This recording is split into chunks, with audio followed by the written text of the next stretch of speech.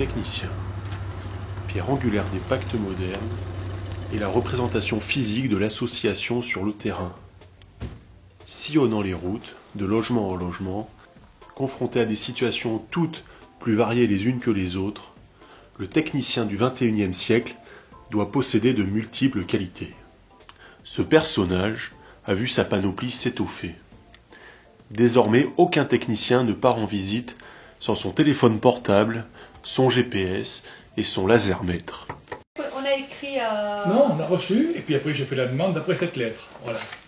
C'est la première fois que je demande des subventions, d'après ça. Autrement, non. Bon, on n'a jamais eu de subvention, ni de rien du tout. Par une amie qui habite à Surac, qui a fait refaire faire ses fenêtres, sa porte d'entrée en PVC. Donc, et elle m'a dit c'est bien parce que comme tu n'as pas beaucoup de moyens et tu as des subventions, donc il faut faire la demande. Et elle a fait la demande justement. Elle a fait la demande. Et elle en était satisfaite. Oui, tout à fait. Ça s'est bien passé, donc ça vous a mis en confiance. Voilà. ce dépliant qu'on a reçu dans les boîtes aux lettres. Ouais. Et donc j'ai vu qu'ils faisaient des subventions pour faire l'économie d'énergie. J'ai vu qu'on voulait isoler un peu plus notre maison pour faire des économies d'énergie. Et puis pour avoir plus chaud dans la maison. Donc on a fait des démarches. Ouais. Oui. Ah, on compte. Oui. Si ça marche, c'est bon. Si ça marche pas, tant pis. Hein. C'est ça le problème. Bon, ça devrait marcher, on va bien trouver une solution. Ah non.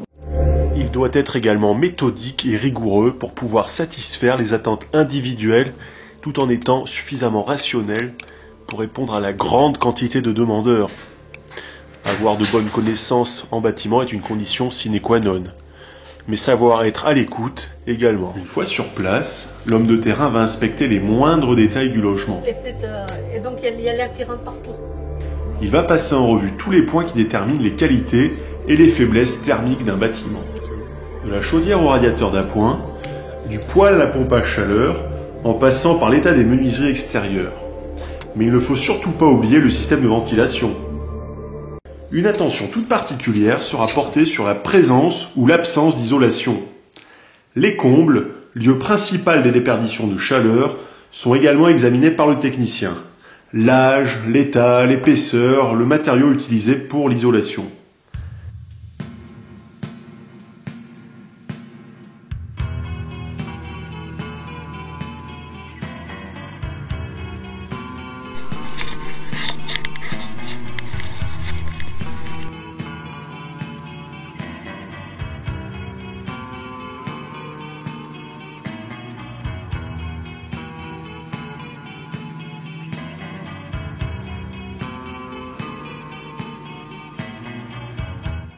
Les points principaux liés à la sécurité dans l'habitation sont vérifiés.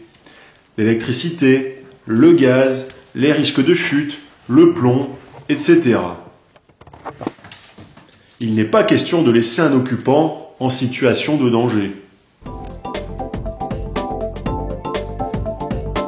La nécessité de rendre accessible un logement et ses équipements dans le cadre du vieillissement et du handicap est abordée par le technicien avec le propriétaire.